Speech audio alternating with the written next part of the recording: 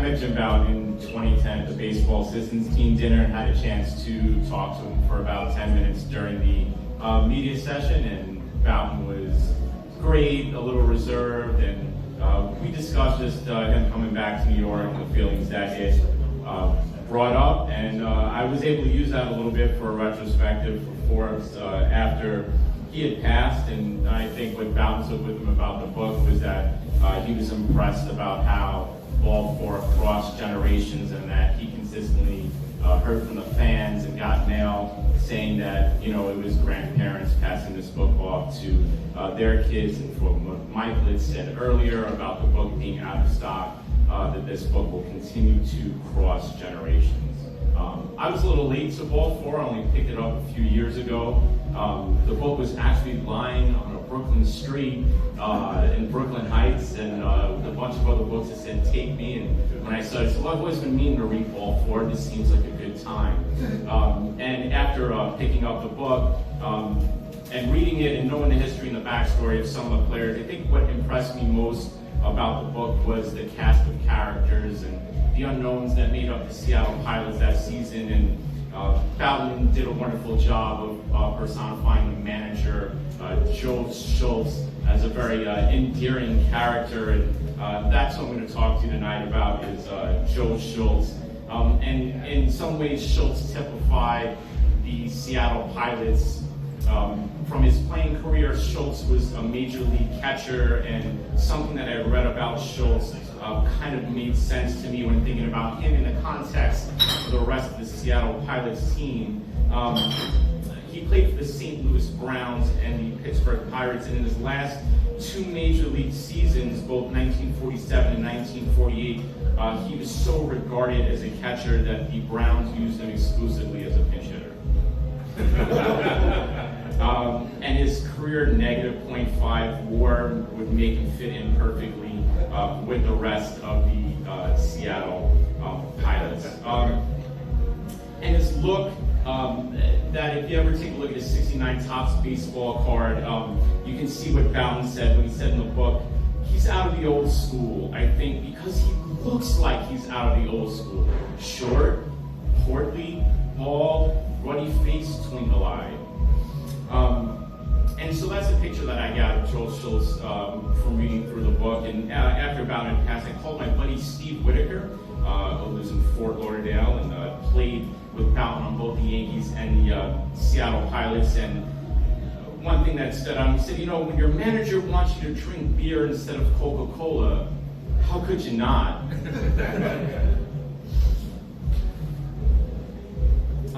And as we saw earlier, the drink of choice was Budweiser, and I'm going to go through some of the quotations in the book to show its various uses of how Schultz thought it was effective.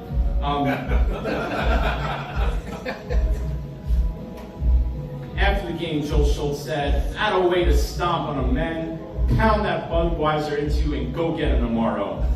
Then he spotted Gullner sucking out a pop bottle. "For Christ's sakes, Gullner," Joe Schultz said, "you'll never get them out drinking Dr. Pepper." It also turned into a rally cry of sorts. Bouton said, "Today," Joe Schultz said, "let's keep our minds on the game, and let's remember we're the same as everybody else. Let's go out there, kick the shit out of them, and come back in and enjoy that beer."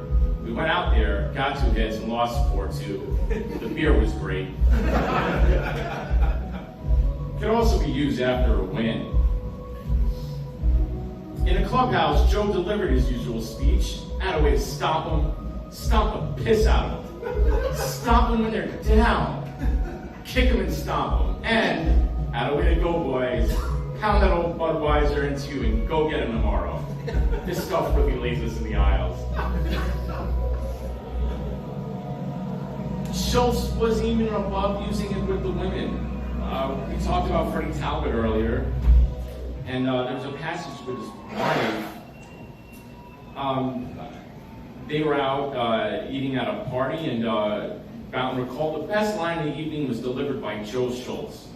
"What are you drinking there, honey?" he said to Fred Talbot's wife. "Coca-Cola," she said. And Joe Schultz said, You'll never make it on that, my dear. This broke everybody up, and Bob Locker said, you better write that down, Bouton. It can even be used as pitching advice. Joe Schultz is not like Sal with pitchers. Gelner was telling us about this great conversation he had with Joe on the mound. There were a couple of guys on, and Tom Matchkick was up. Any particular way you want me to pitch to him, Joe? Gelner said. Nah, fuck him. Joe Schultz said, give him some low smoke and we'll go in and pound some Budweiser. Schultz had an unusually loose way of running the team, which Bouton again liked to illustrate. Like the other night when we scored 6 on the 11th, and the Red Sox scored 5 in the bottom half, he said, had them all away. He gives a countdown on the outs and we're ahead. Only 8 outs to go. Whoops, only 7. And he's running up and down the dugout and jumping around like a little kid. At the same time, he's letting Harper run on his own and letting the guys hit and run, and he doesn't even get angry when they're thrown out stealing. It makes for a comfortable ball club. This even made its way into Schultz's legendary lexicon.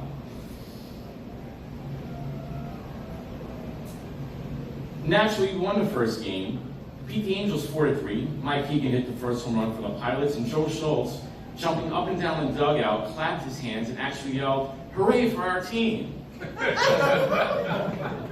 When we came into the clubhouse, all of us yelling and screaming like a bunch of high school kids, Joe Schultz said, "Stomp on them. That'll way to stomp on them. Kick them when they're down. Shit fuck. Stomp them good. Already we're better than the Mets." Now, of course, this was early April, right? He was talking to one of the other people beforehand. There's no way you get a set this later in the season, this being 1969.